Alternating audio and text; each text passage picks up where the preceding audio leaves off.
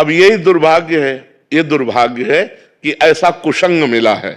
मतलब अब इसको हम क्या कह सकते हैं कि एक व्यक्ति है जो भगवान के नाम का जप करना चाहता है भगवान, लेकिन फिर भी भक्ति हो सकती है, क्योंकि जब लंका में भक्ति हो सकती है तो भक्ति हो सकती है, नहीं हो सकती।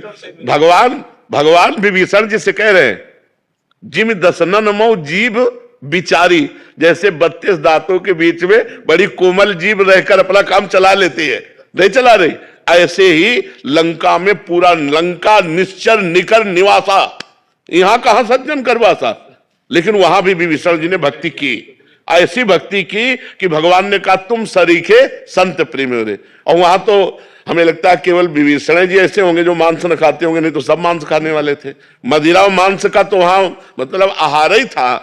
कुंभकर्ण के लिए पूरा एरिया जमा किया जाता था, जब जगता था तो एरिया के भैंसे खा जाता था, जैसे अपने पकौड़ा खाते ना ऐसे वो भैंसे खाता था, भैंसे है बकरी है सब, मतलब तभी भगवान ब्रह्मा जी ने उसे 6 महीने सोने का, कि एक दिन जगे 6 महीने सोए, नहीं तो पूरी सृष्टि का आहार कर जाएगा।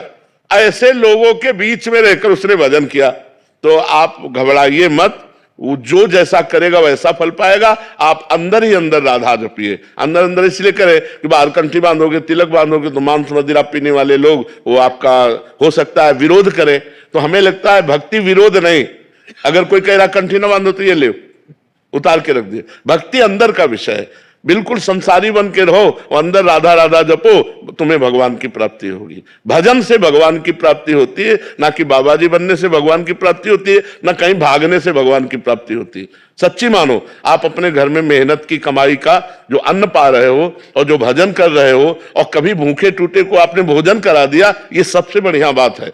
हम लोगों का हिसाब कटता है, जो हम वस्त्र पहने इसमें इसका भजन जाता है, जो प्रणाम करते हैं उनको भजन जाता है, जो भोजन देते हैं उनको भजन जाता है। ये सब फ्री नहीं है, यहाँ सबका टैक्स है। और अगर भजन कम पड़ गया तो हमको नरक जाना है।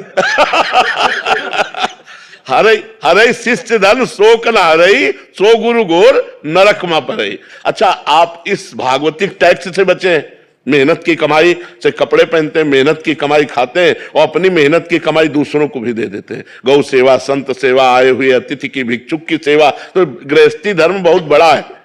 हम लोग गृहस्थी धर्म में ही पैदा हुए और गृहस्थी धर्म से ही हमारा पोषण होता है। पोषण भी गृहस्थी धर्म से होता है। अगर ये आप लोग समझते हो कि गृहस्थी धर्म में भगवत प्राप्ति नहीं हो सकती, तो आप सच्ची मानो, सबसे पहले गृहस्थी को भगवत प्राप्ति होगी। पर धर्म से चले। अब पराई बहनी बिटिया से गंदी बातें करो, शराब पियो, मांस खाओ तो नरक जाओगे। चाहे और अगर अच्छे आचरण करोगे, 4 रोटी अपने से बचा करके गौ सेवा, संत सेवा में दे दी, तो वही तुम्हें भगवत प्राप्ति कराएगा। खूब नाम जप करो, कोई परेशानी नहीं। कहां भाग के जाओगे? आज हमें एकांत बता दो, कहां एकांत है? कहीं एकांत नहीं बचा। हिमालय में भी चले जाओ तो वहां भी लोग आजकल जो है जहां भी एकांत समझते हो वही शूटिंग शुरू है। हाँ, नाम पर जब करते हैं 10 मिनट एकांत में बैठ के, तो उसी टाइम पे पत्नी कुछ काम बता देती है, बच्चा कोई बात नहीं, तो उठ के खड़े हो गए और काम करने लगे। राधा राधा अपना काम करने के लिए चल दिए। राधा भगवान को एकांत में बैठकर भजन करने से नहीं मिलते, काम करते हुए भजन करना सबसे श्रेष्ठ बात है। झाड़ू लगा रहे, फावड़ा चला रहे, व्यापार कर रहे हैं, पानी ला रहे, कुछ भी काम कर रहे, राधा राधा राधा राधा क्या जाता है? माले चलाने से भगवान प्राप्त होते हैं, भगवान सुमिरन करने से प्राप्त होते हैं। हम सुमिरन करें भगवान का, माला के बिना सुमिरन करें।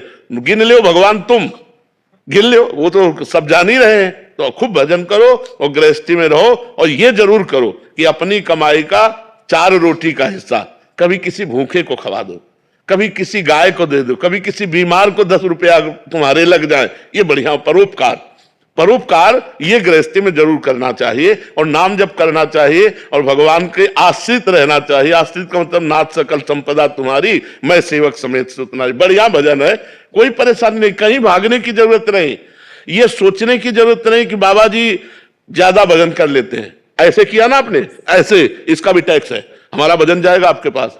आप साष्टांग लौट गए ना, ये खुशी की बात नहीं है। तुम्हारे पुण्य जा रहे हैं। अगर भजन नहीं करोगे तो वो साष्टांग वाला पुण्य ले गया और तुम नरक जाओगे। बहुत होश की बात है, ये कोई खिलवाड़ नहीं। ये जो सिद्ध पुरुष भजन में निरंतर लगे, उन्हीं से जगत का कल्याण होता है, वही मंगल होता है। नहीं तो एक एक का टैक्स है। जैसे भारत सरकार का हर वस्तु में टैक्स है ना, ऐसे भगवान का टैक्स है, हर एक चीज में टैक्स है।